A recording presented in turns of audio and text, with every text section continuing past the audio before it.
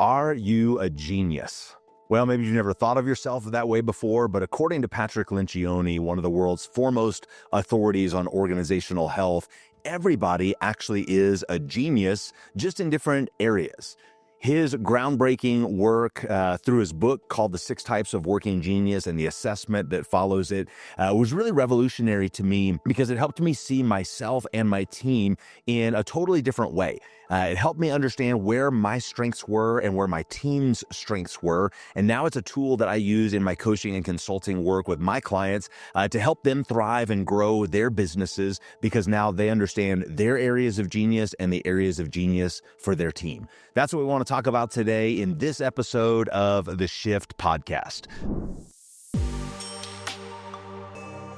Welcome, and we're so glad that you've joined us today on whatever platform you're watching or listening. I'm Matt Ware with my co-host Evan Weiland, and we're at the Uva Wine Bar in North Colorado Springs. And Evan, I'm excited about today's conversation. This is going to be a lot of fun. Yeah, me too. You know, personality tests, they're everywhere, right? There's a ton of them. Yep. I'm not a huge fan, but maybe I should be. I think maybe you will be after today's episode. But what I want to get into is why are they important to our audience? Yeah. Particularly in the space of business and entrepreneurship? Yeah, it's a great question. John Maxwell says that the number one problem in leadership is a lack of self-awareness. And that's a pretty big statement from the guy who is the GOAT on leadership. For him to say this is the number one problem, I think it's something we should pay attention to. In fact, I just finished a couple days ago one of his books called The Self-Aware Leader that talks about this very thing, right? That self-awareness is such a huge issue. And, I would say that's proven true in my coaching and consulting work. And I think if I'm being honest, it's true for me too, right? Like I've got self-awareness issues and we all do. None of us are as self-aware as we think we are.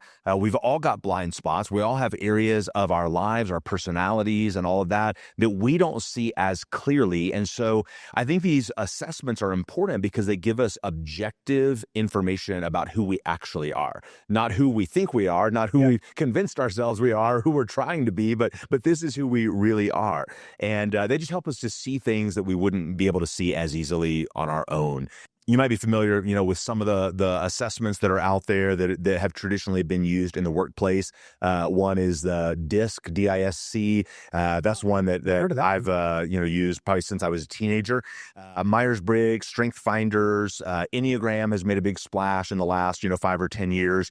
But those truly are personality assessments. Right. And there's a value there for sure. They're helpful, but I have found that they are a little bit limited when it comes to how it plays out in the context of the workplace, right? And for our audience, we're talking to leaders and entrepreneurs and business owners. So most of what we're talking about, is either directly or at least indirectly tied to more of a workplace kind of application.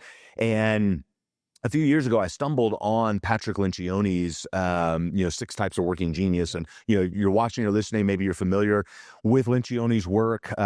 He's written things like 5 Dysfunctions of a Team and The Ideal Team Player and The Advantage, some like really well-known organizational health stuff.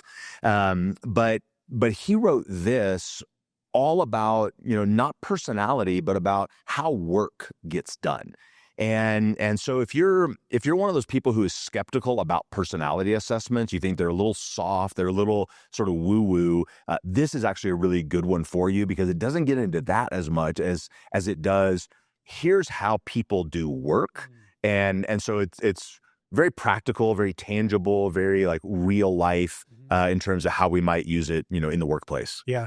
I'm looking forward to this. I mean, self-awareness is really important, especially to entrepreneurs. Yeah. I've heard someone say that everybody thinks, but only self-aware people think about what they think about.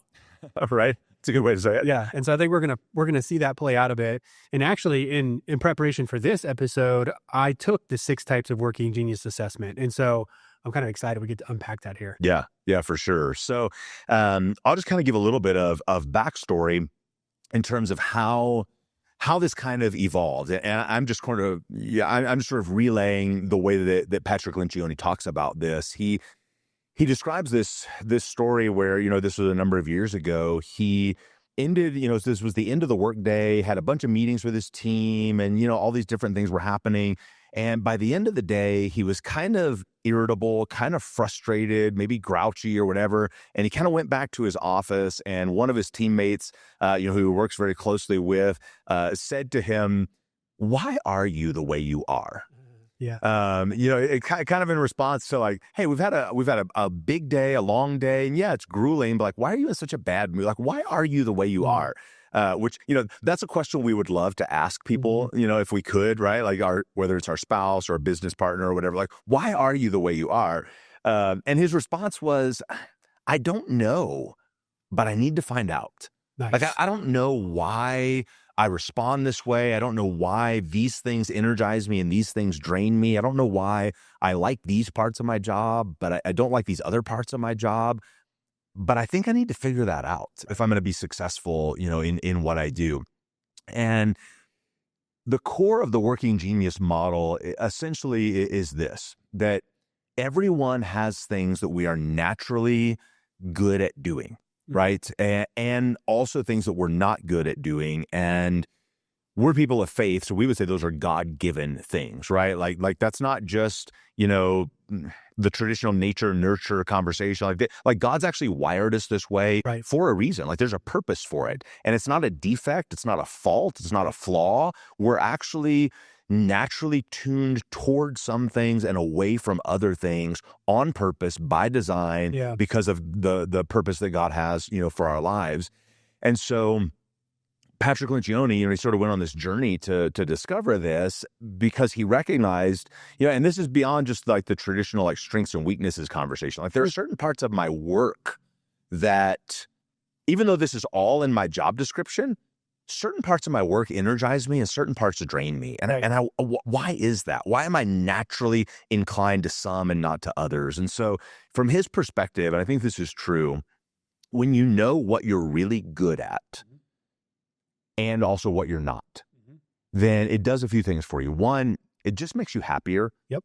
Because if you know, like, hey, here's the list of things, like this is my sweet spot and these other things aren't my sweet spot, just the clarity of that is enlightening and sort of brings like a sense of relief and joy, I think.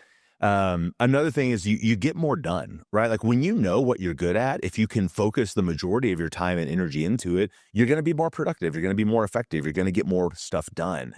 Another thing that he talks about, and I found this to be, particularly true for me, is that it helps you refrain from judging other people. And I, this maybe, confession, like I think this is something that I struggled with for a long time as a team leader. Like, I can do this stuff. Why can't you do it? Right? Like judging people that I work with, because even though I recognize at a conceptual level that we all have different strengths or weaknesses, I don't think I appreciated that in other people. And I think it came across as judgment. And this really helped me see that and break free from that. And then finally, when you know what you're good at and what you're not, you know what your areas of genius are, you stop feeling guilty about the areas that you're not gifted in. Good one. Which I think is super important and something that probably a lot of us struggle with. Yeah. In fact, a lot. I do too. It's one of the things that I struggle in, but I see a lot of entrepreneurs struggle with this. And I think this is just my opinion, but I think a lot of entrepreneurs struggle with that in particular, feeling guilty about areas that they're not gifted in, because as an entrepreneur, you have to do everything. Right. And with that comes the expectation that you should be good at everything in your business. You should be good at the marketing and the sales and how to go, do the ability to go churn up business and deal with the finances and the people. And it's all on you. And so I think it's really common for people to feel guilty about the areas they're not gifted in. So tons of entrepreneurs struggle with that. But,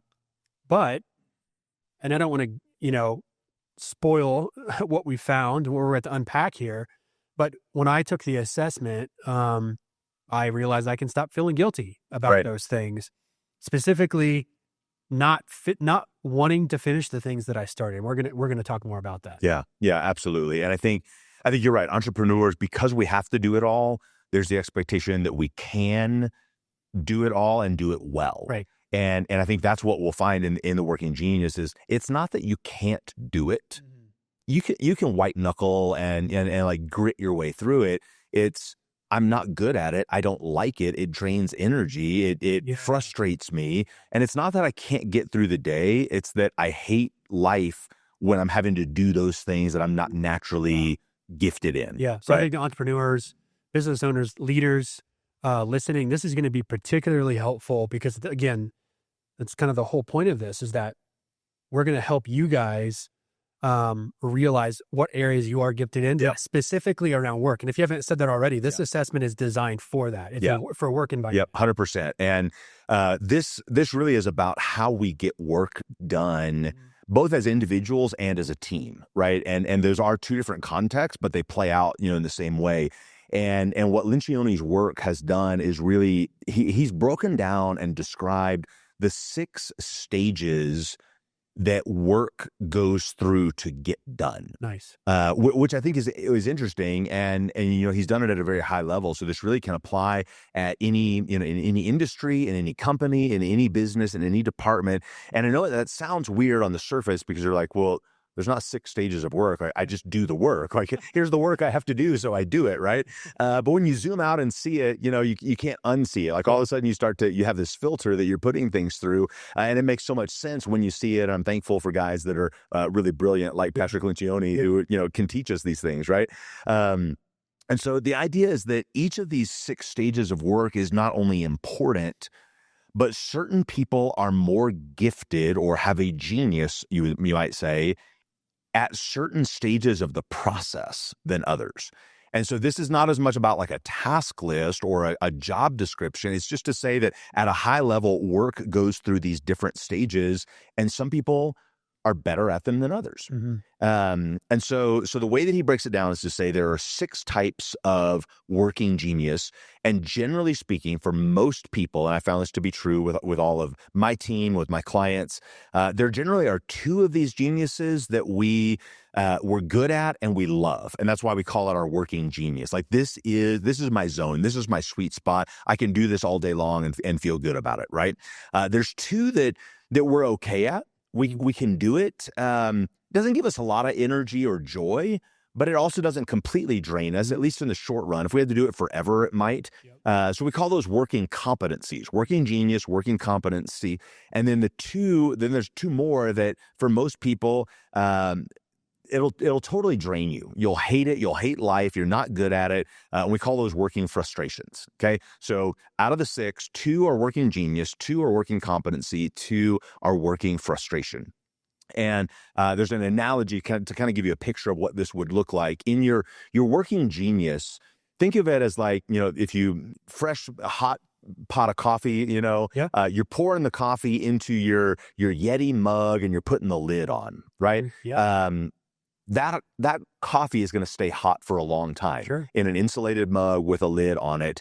That's your working genius. That's the stuff like you can get energy out of that for a long, long time, right? Working competency is like you take the same coffee, but you pour it into a foam cup, okay? Without a lid. Okay. So, I mean, gas station foam cup, right? You don't have a lid. Like the coffee will stay hot for a while, but not that long. Like it's going to lose energy. It's going to lose, the vitality that it's supposed to have, right? That's your working competency. You can do it for a while, but that energy it's going to be on the downward slide after a while. And then working frustration is something like you pour the same coffee into a paper cup that has a bunch of holes poked into it, right? It's just draining out like the second you pour it in, it's pouring out. That's your working frustration. So that gives you like just a mental picture of kind of how these play out. Yeah, I like the analogy. It's like the last 2 are like, it reminds me of like construction site coffee. Right. It's like the coffee progressively gets worse. Right. As it gets to the construction site. Right. Okay, so let's get into this. Enough screwing around. So, what are the 6 types of working genius? Yeah. All right. So I'll break this down. And again, this isn't our material, right? Like we're shamelessly stealing it from somebody who's a lot smarter than us. But I actually think this is part of the personal development and the entrepreneurial growth. Like You don't have to come up with everything yourself. You have to learn from other people and then figure out ways to apply it in your life and in your context. So that's really what we're doing here. So what Patrick Lencioni talks about, and again, I'll just reference this, and we'll have this in the description, 6 Types of Working Genius. That's the book. He's done tons of podcasts about it. That's the assessment, which we'll also link him to. He describes work as happening in these 6 stages. So the first stage that all work goes into is the stage wonder. Okay. Wonder.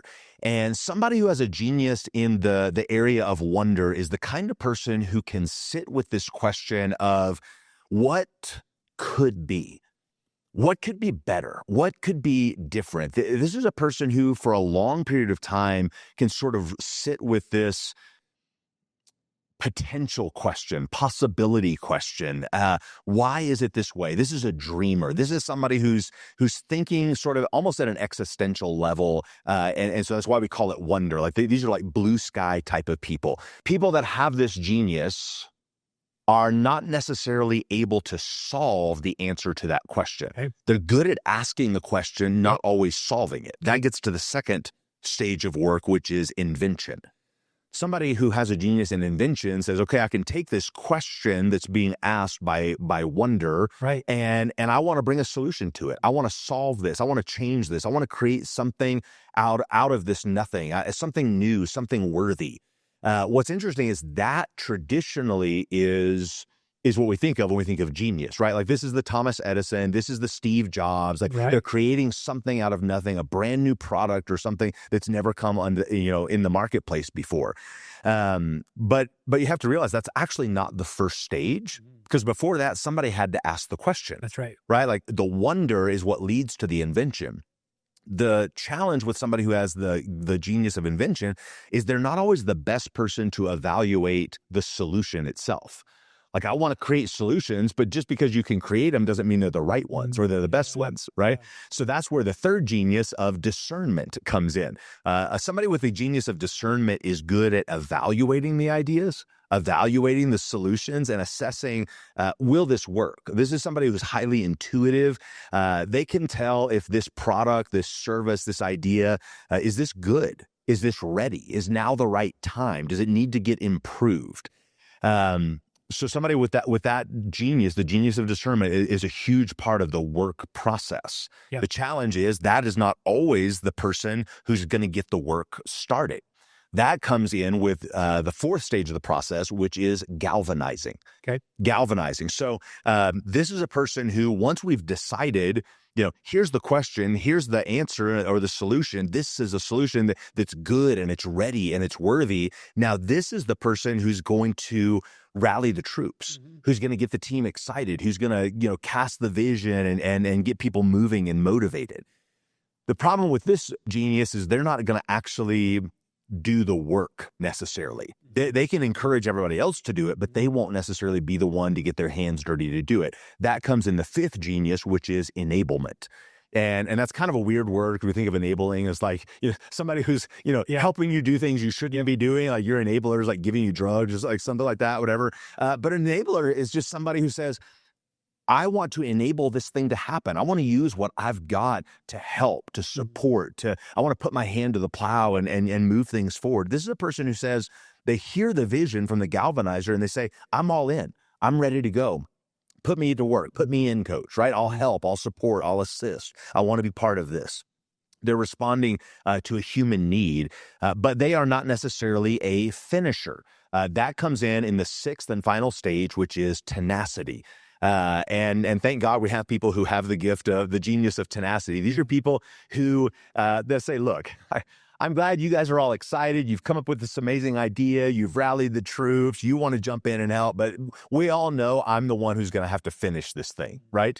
And they're responding to make sure that it actually gets across the finish line, that we actually get the results, that they can push it through to the very end. Okay, so wonder, invention, discernment, galvanizing, enablement, and tenacity. Those are the 6 stages of work and the 6 types of working genius. Dude, as you're describing these, like my mind is running through different scenarios like, oh man, this could apply to a startup with a brand new product or service that just go to market. This could apply to the operations of a business, right? And so you make sure that you have someone in each department leading that department with a certain type of genius, right? Yep, absolutely. It's good stuff. So, okay. So I'm kind of feeling like a kid on Christmas morning where mom and dad are like, oh, we need to have breakfast before opening the presents, or like something has to happen. So I'm ready to dive in, and let's look at my assessment. Yeah, I'm going to make you wait a little bit longer on Christmas morning because I want to talk about mine first so that I can lay this groundwork of kind of how it's informed my leadership journey and just what you're talking about, how that can apply in different, whether it's a startup or it's an established business. And I've coached clients with this tool in all those different scenarios because of that, right? So I'll tell you what mine are and then kind of, how that's played out for me. So my geniuses are discernment and galvanizing. Okay, discernment and galvanizing. So in short, what that means is I generally have pretty good intuition about whether an idea is good or not. I'm able to spot things and say like, that's good, that's close, it just needs a little bit of tweaking here. That's not ready at all. I have an intuitive sense of doing that. Sometimes that comes across maybe as a little bit more critical than I want it to, but it's just because I can spot it. I know when things are ready and when they're not, when they're good and when they're not.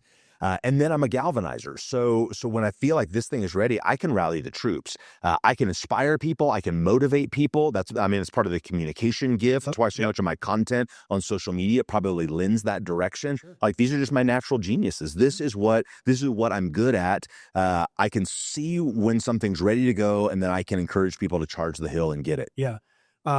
When in your career, I guess, did you take this assessment, but did you actually feel that shift? Yeah. In realizing your geniuses? Yeah, that's a good question. So this came out in 2020. Okay. I don't remember exactly when. I remember when I was in the mountains, I would sometimes just get away for a few days to think and plan and strategize and all of that. And I happened to be like on a trail run, and I was listening to a podcast when Patrick Lencioni started unveiling all of this, and it perked up for me. I'm like, I've got to dig into this. This is what I need and what my team needs. So it was in 2020.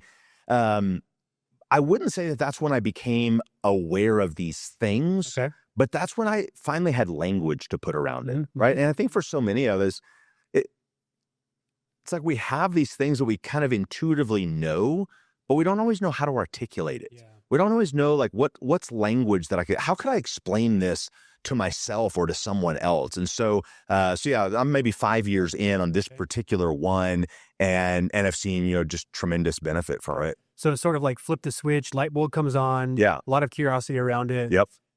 Was there a definitive moment when you felt that it was like effective with, whether it was personally or with your team?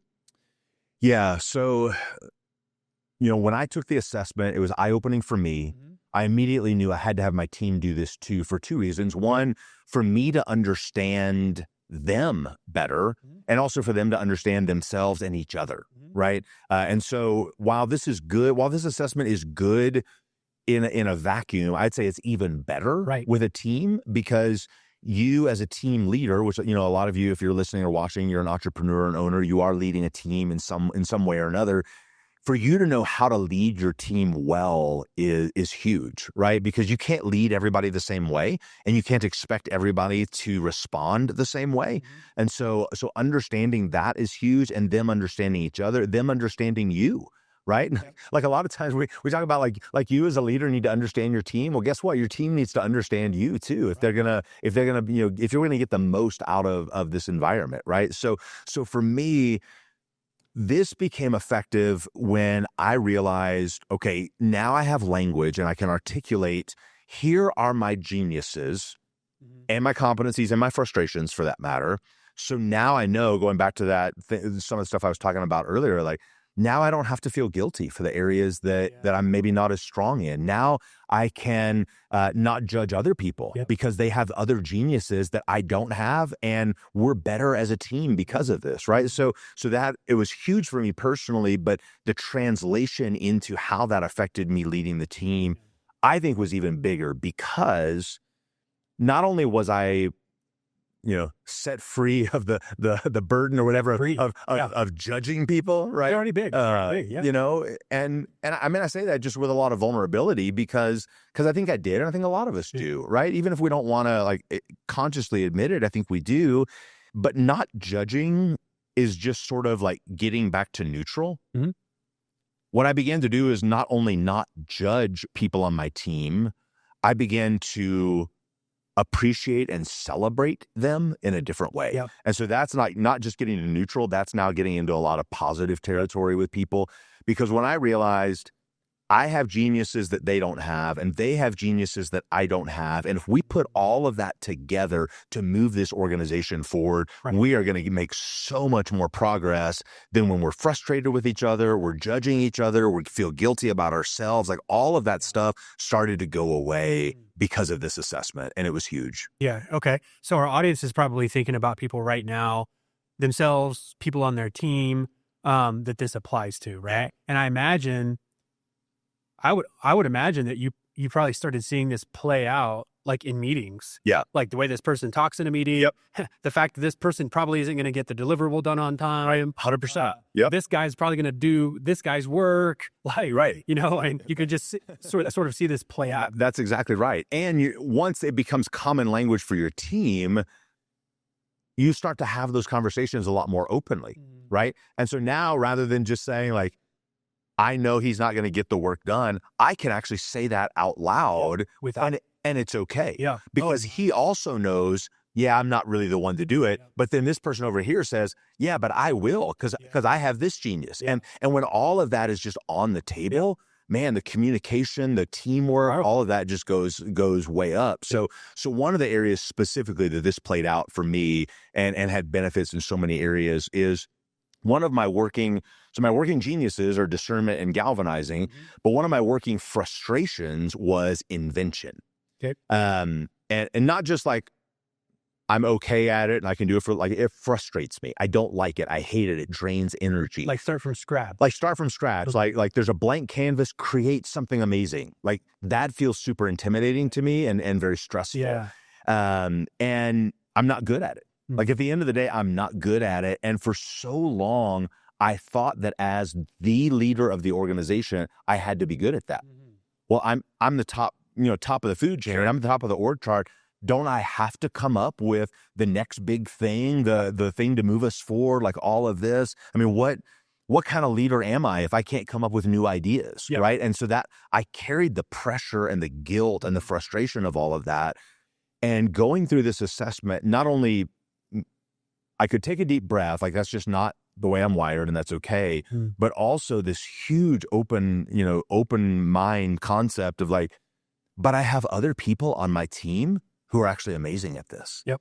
And if I would tap into their genius of invention, we might come up with a whole ton of new things around here that I didn't think of, but as an organization we can do. And, because one of my genius is discernment, like they could be spouting out ideas, a million miles an hour, but I can say like, no, not yet. Or this one, this needs a little bit of work. That one is just stupid. Don't do that at all. Or, ooh, this is the one, right? And then from there, I can rally the rest of the team and do all of those things. So, the other issue for me is because I don't have enablement and tenacity, I'm not often going to do a lot of the work myself, like the hands-on stuff, but I can galvanize people that will. And so again, like just recognizing how that plays out in a team environment was huge for me. It's good, man. That's a really good thing. Thanks for sharing that. So I guess it's time to unpack my genius. Yeah, we put you off long enough. Maybe at least tell me that I'm a genius. And just so you know, those listening, watching, I've barely even glanced at this stuff. Right. Just because I want it to be real for me as we unpack it and to feel pretty genuine. Yeah. So, I mean, you have looked at it, so I guess it's not like the big reveal where we can like pull back the curtain, so to speak. Yeah. But we'll sort of cut to the chase and just we'll give the audience like what yours are, and then we'll kind of talk about those a little bit. So your working geniuses, according to this assessment, are wonder and discernment. Yep. wonder and discernment. And I'm just going to read to you a little clip from the report that it spits out. So you're not hearing my words. Like this is straight from the Lencioni team, right? Okay. So this says about your working geniuses of wonder and discernment. You're naturally gifted at and derive energy and joy from pondering the possibility of greater potential and opportunity in a given situation. You're naturally gifted at and derive energy and joy from using your intuition and instincts to evaluate and assess ideas and plans. It's good. How does that sit with you? Like, does that seem right? Yeah, it does. So something comes to mind. So months ago, my wife said to me, she said, Evan, she said, Evan, I think to talk, but you talk to think.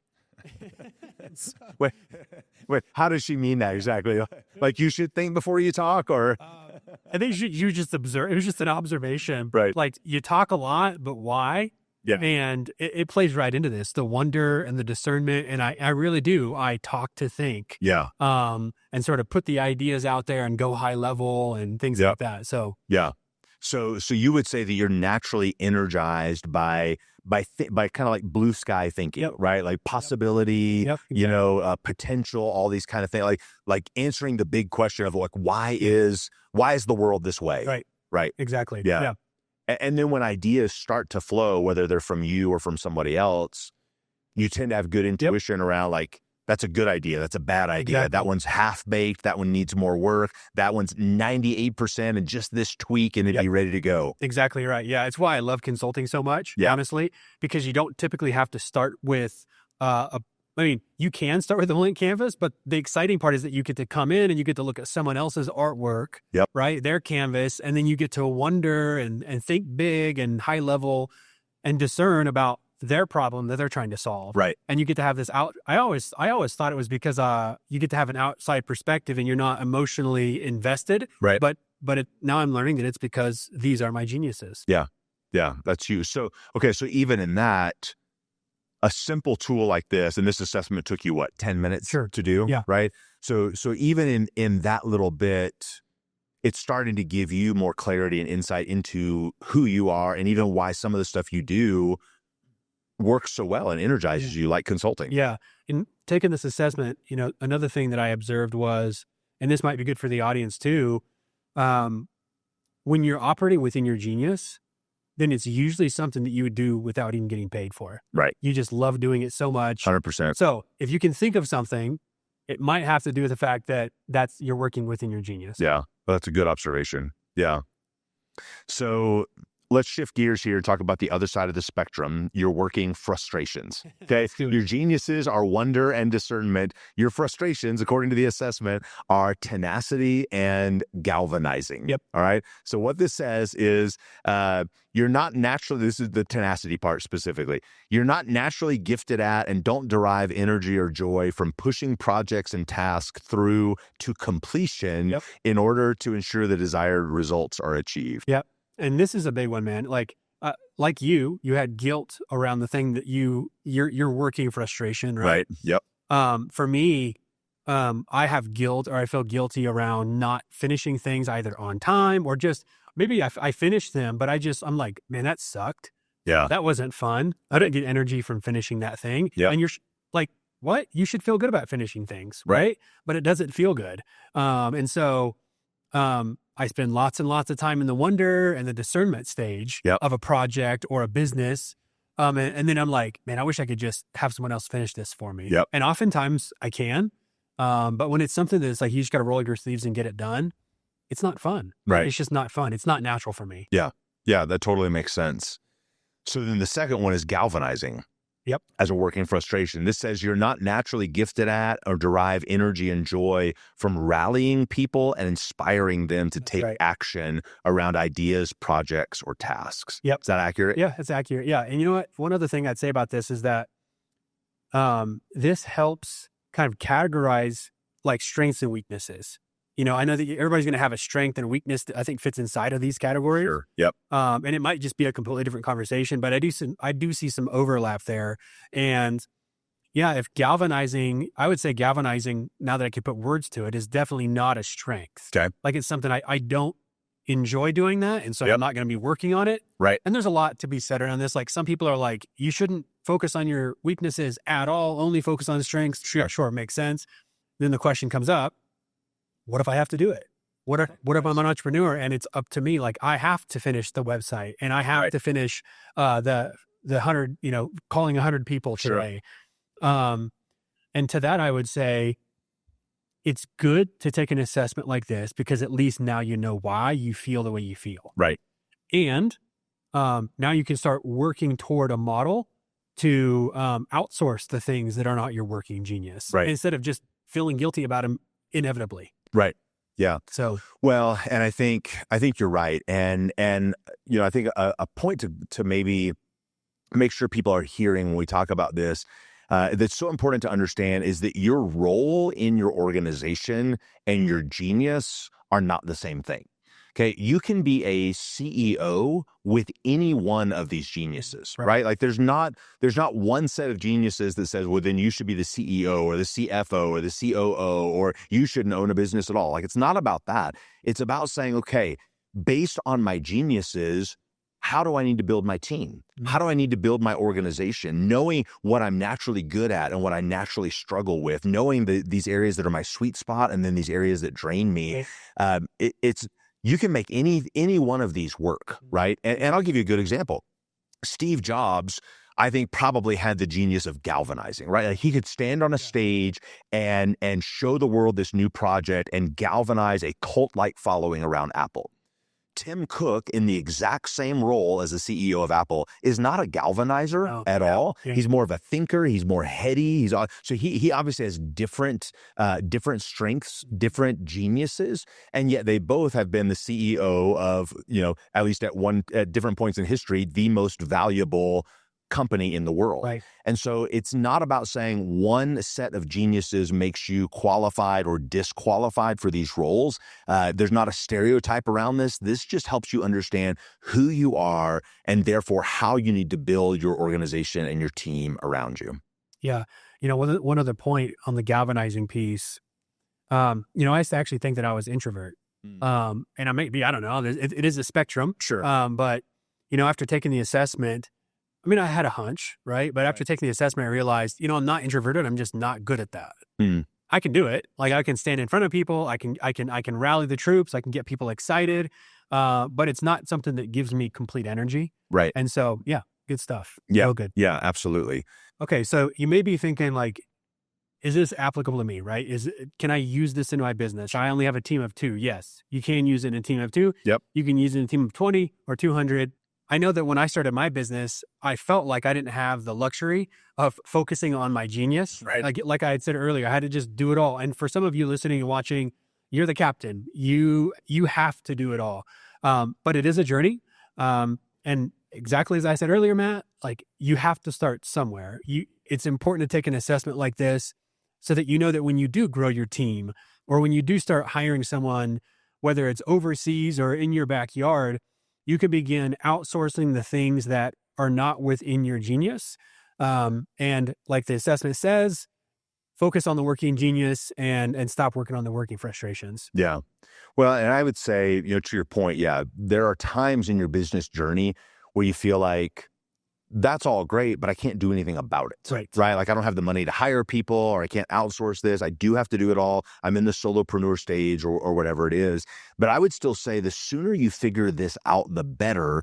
And the reason why is because this is going to inform you. It's going to make sense of why there are certain aspects of your business that you love doing and you gravitate toward and you get energy from and you see results from. And there are other areas of your business that even though you do them because you have to, this is why you didn't want to get up that morning or go to that meeting or do that thing on your to-do list. And when you begin to understand it, now what it does is it informs you of, yes, okay, I know this isn't my genius, but this is just like something I got to dig into today, but I've got a genius day coming, right? Like I've got that on the calendar. Or, okay, I know that I'm working toward hiring somebody, even if it's just a virtual assistant or I'm outsourcing something. And now I'm not just going to, mindlessly delegate a bunch of tasks. Exactly. I'm going to intentionally craft a role or a job description around the things that are not my genius. So when your team gets a little bit larger, you can start to think about this in a different way. You could begin to chart, and I've done this with clients before and with my own team.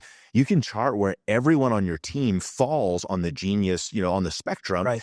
Which allows you to see concentrations of strength. Like as an organization, we've got a ton of people who are good at inventing things. Yep. Great. But we got nobody on the team who has any tenacity, right? No wonder we have all these great ideas and nothing ever gets done. Which means like in our hiring process, the next 3 people we hire, we need to filter for this so we have a more balanced team, right? Like when you begin to see it through this lens, it just empowers you as a business owner, as an entrepreneur, to build, we talk all the time about building a high performance, high capacity team. Yeah. These are the kinds of things, the kinds of tools that can really help you do that. Yeah. And I'd say this too, we have another episode where we talk about focusing on the area of business that grows business. Yep. And to stop doing the things that don't grow business. And I think this is an add-on. I don't think that this is a contradiction. I think it's an add-on to that idea. Yep.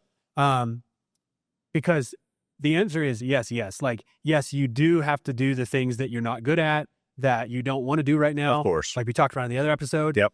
But not forever. Right. Like and so it helps your mental health to know that, I don't have to just adopt this mentality of just man up and do the things that suck, right? Like, yes, you do, but not forever. Right. You should have, so this is not just to assess where you are now, but this is how to assess, like you just said, how to grow your team, what to start outsourcing when you have the bandwidth or the budget to do that. Yeah, absolutely. So as we, kind of land the plane on this, I guess maybe a few things that I would say, to you, if you're watching or listening, embrace your genius. Your genius matters and you're supposed to use it, right? Like we believe God has uniquely gifted you in that way for a reason to accomplish something with your life on earth. And so don't be flippant about like, well, I don't really know like what I'm good at or what my strengths are. No, your genius matters. Embrace it. I would say equally important, embrace your frustrations. Be open and vulnerable about the fact that I'm actually not good at these things and I don't have to pretend like I am. I don't have to feel guilty about it. And, we're not talking about character deficiencies. We're just talking about, skill sets or just these areas of work. Like this is not what I'm uniquely gifted to do. And it's okay that I can acknowledge that.